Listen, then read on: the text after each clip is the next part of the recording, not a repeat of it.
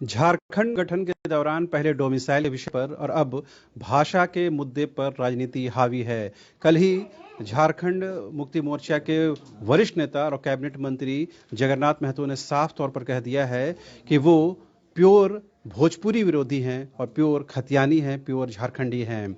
ऐसे में एक बार फिर से कहीं न कहीं भाषा को लेकर आमने सामने की लड़ाई होती हुई नजर आ रही है। इस वक्त हम मौजूद हैं राजधानी रांची के रातू रोड क्षेत्र में, जहां पर आप देख सकेंगे अखिल भारतीय भोजपुरी मगही मैथिली अंगिका मंच की बैठक चल रही है। और ये बैठक इसी वजह से हो रही है जिस तरह से इस विषय को लेकर, यानी भाषा के लेकर के जिस तरह से सत्ता पक्ष और विपक्ष एक दूसरे पर आरोप प्रत्यारोप कर रहे हैं। ऐसे में इस भाषा भाषी के लोग कहीं न कहीं अपने लिए जमीन तलाश रहे हैं और अपनी उपस्थिति दर्ज कराने की कोशिश कर रहे हैं। इस वक्त हमारे साथ मौजूद हैं कैलाश यादव जी, और खास तौर पर इस मंच को लेकर वो आगे भी बढ़ते रहे हैं। और एचईसी के मुद्दे पर बात हो, फिर राष्ट्रीय जनता दल की साख का विषय हो, तो कैलाश जी को हमेशा याद किया जाता है।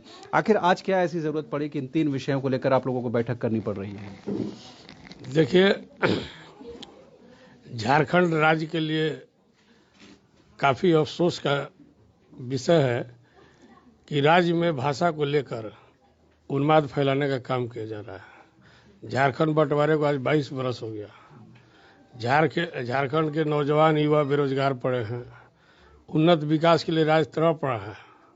कई शासन यहाँ पर आ चुका, कितनी पार्टियां बन चुकी, कितने पार्टी कहते हैं कि उन्माद फैलाने, कौन उन लोग उन्माद फैला रहे हैं? बता रहा हूँ ना, अभी आपने जिक्र के उन्माद फैलाने वाले सरकार के मंत्री भी हैं, इसमें सरकार के घटक दल भी हैं, अपोजिशन के भी लोग हैं। कल सुदेश महतो ने, आसू सुप्रीमो ने बोला कि भाषाई घुसपैठिए हैं। मैं कहना चाहता हूं सुदेश जी कि बाबूलाल मरांडी ने यही गलती दोहराई थी 2002 में। 24 जुलाई की घटना किसी ने भूला नहीं है, और आप फिर ललकारने का काम कर रहे हैं, लोगों को क्या बोलते हैं, आग लगाने का काम कर रहे हैं। तो इसका मुंह तोड़ जवाब दिया जाएगा। बाबूलाल मरांडी ने जो 2002 24 जुलाई को कहा था, आज आग लगाया था, उसका नतीजा मिल गया था कि आज तक जो है कि हाशिए पर हैं। और इस बार सुदेश जी कहाँ जाएंगे?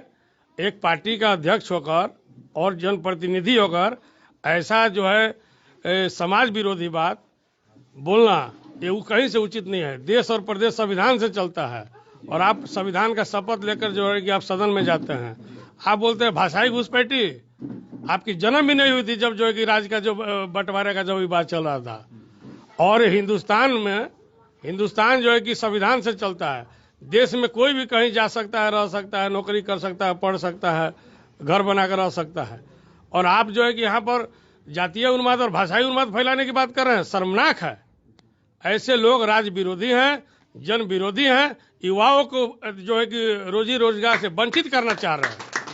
और सरकार के मंत्री, जिसके मुखिया मुख्यमंत्री हेमंत सोरेन है, मैं पहले भी बोला था, आप नौजवान हैं, अभी हुआ है, राज्य का नजर सारे लोगों का आपके ऊपर है कि आप एक अच्छा राज्य और आदर्श राज्य बनाएंगे, एक विकसित राज्य बनाएंगे। लेकिन आप अपने मंत्रियों के द्वारा जो पुशबैक करवाने, आग लगवाने की काम कर रहे हैं, अत्यंत ही दुखदायी है। ये मुख्यमंत्री करवा रही है बयानबाजी? निश्चित तौर पर मुख्यमंत्री के मंत्री बोल रहे हैं। कल मंत्री ने मुख्यमंत्री से मिला है और उन्होंने बोला कि मैं 1932 नहीं बनेगा। उत्तराखंड, छत्तीसगढ़, झारखंड का एक दिन बंटवारा हुआ था, और हमारा मांग है मैथिली मंच के माध्यम से, भोजपुरी मगही के माध्यम से, कि छत्तीसगढ़ और उत्तराखंड के तर्ज पर झारखंड का कट ऑफ डेट तय हो स्थानीय नीति का।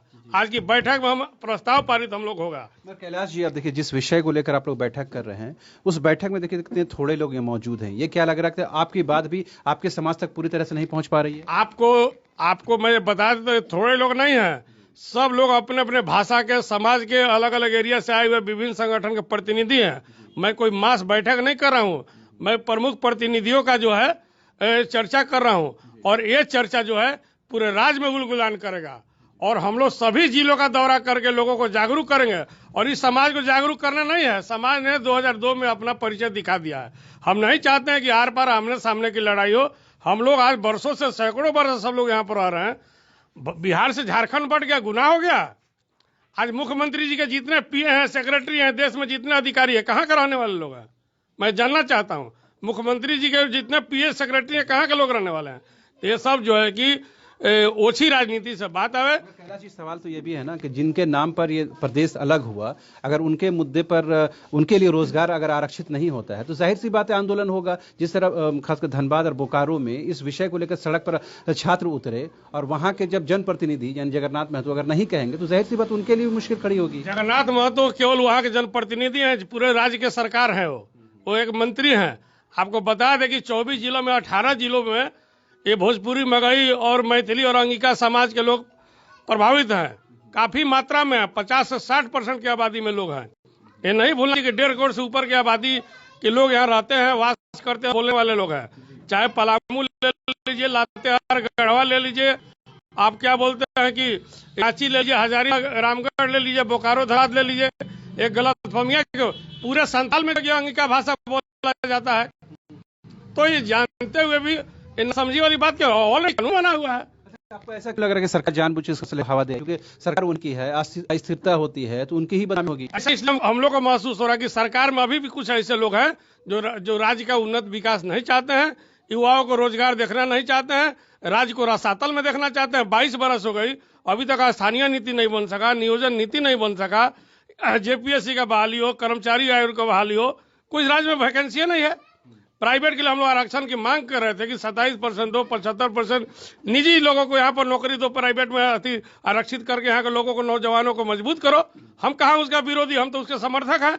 लेकिन आप इस टाइप का शासन में रहकर, कोलिशन गवर्नमेंट में रहकर आप इस टाइप का बात करें तो नहीं भूले।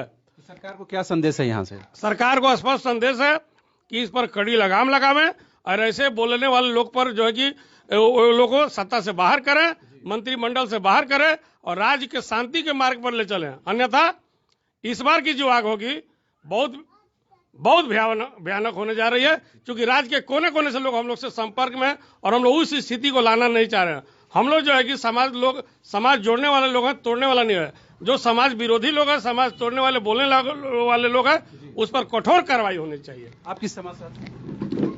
मैं आया हूँ राष्ट्रीय जय हिंद पार्टी के केंद्रीय अध्यक्ष। आपको क्या लगता है, आपकी पार्टी के तौर पर छोड़ दी, अगर इस समाज की बात करें तो इस समाज के साथ क्या अन्याय हो रहा है? वर्तमान सरकार क्या न्याय नहीं कर पा रही है? ये सरकार एकदम अन्यायी सरकार है। ये सरकार दलालों की सरकार है। जितना इसको कहिए ये सरकार, मैंने इसको जितना भी निंदा करिए कम है। मान लीजिए कि झारखंड का बंटवारा यहाँ पर हुआ 15 नवंबर 2000। अब बताइए कि किसी का गर्भ में बच्चा है, उसका क्या नाम रहेगा? यहाँ पर बच्चा जन्म लिया है 15 नवंबर 2000, जिसका नाम झारखंड रखा गया है। अब 15 नवंबर 2000 से जो भी आदमी यहाँ पर हैं वो सारे झारखंडी हैं, और आप कह रहे हैं कि ये बिहारी हैं, ये मिथिलांचल का हैं, ये कहाँ हैं। हमारी आबादी यहाँ 1.5 करोड़ की है, और आज हम अपने पार्टी का तरफ से इन सभी को समर्थन दे रहे हैं। और मैं सरकार को बता देना चाहता हूँ कि ये सरकार होश में रहे, नहीं तो ये 3 टंगी सरकार ज़्यादा दिन चलेगी नहीं। और मैं अपना मंत्रियों को बता देना चाहता हूं, जो कांग्रेस का है, जो राजद का है, कि फिर आने वाला दिन आपके लिए फिर 0 पॉइंट हो जाएगा।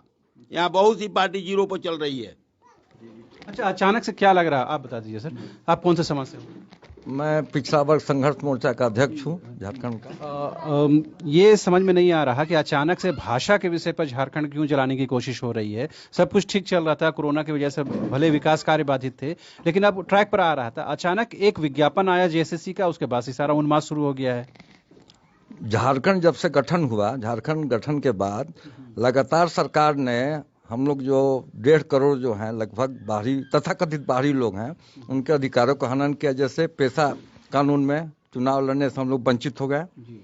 आरक्षण में बिल्कुल जो है पिछड़ों का आरक्षण भी खत्म कर दिया, और जिला स्तर की नौकरियों में शून्य हो गया हम लोग का, बाहरी लोगों का।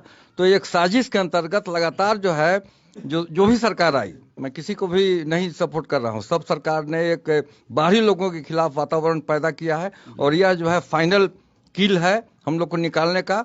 भाषा से भी हम लोग जो भाषा का हम लोग का था कि भाई भाषा बोलेंगे, और भाषा एक बहुत इंपॉर्टेंट चीज़ है, जो संस्कृति रहेगी उसको भी वंचित करने का प्रयास किया जा रहा है, जो हम लोग के आने वाले बच्चों के लिए भविष्य उनके लिए खतरनाक है। और हम लोग यह जी जान से अंतिम समय तक लड़ेंगे, चाहे हम लोग की जान चल जाए, जेल जाना पड़े, हम लोग लड़ेंगे इसके लिए। कैलाश जी, एक आखिरी सवाल, चूंकि आपका पार्टी आपकी ताल्लुकात उस पार्टी से भी रही है, राष्ट्रीय जनता दल से, उस पार्टी की खामोशी कहीं न कहीं बेचैन करती है, जिसका जनाधार इस भाषा भाषी के लोग हैं, उसके तरफ से कोई बयान नहीं, उसकी तरफ कोई स्टैंड नहीं रखा जाता है। देखिए, ये लोगों के भावनाओं से जुड़ा हुआ चीज है। इसमें हमको लगता है कि कोई भी पार्टी आने वाले समय में शांत नहीं बैठेगी और उस पार्टी की मजबूरी हो जाएगी कि समाज और जनता के बीच में आना। चूंकि ये समाज तोड़ने वाली बात है, ये पार्टी और जाति की लड़ाई नहीं है। और मैं मुख्यमंत्री से मांग करता हूं, सरकार से मांग करता हूं कि ऐसे चीजों पर अविलंब विराम लगाया जाए, नहीं तो पुश बैक को लेकर सड़क अंदर से कुछ और ऊपर से कुछ कीजिएगा।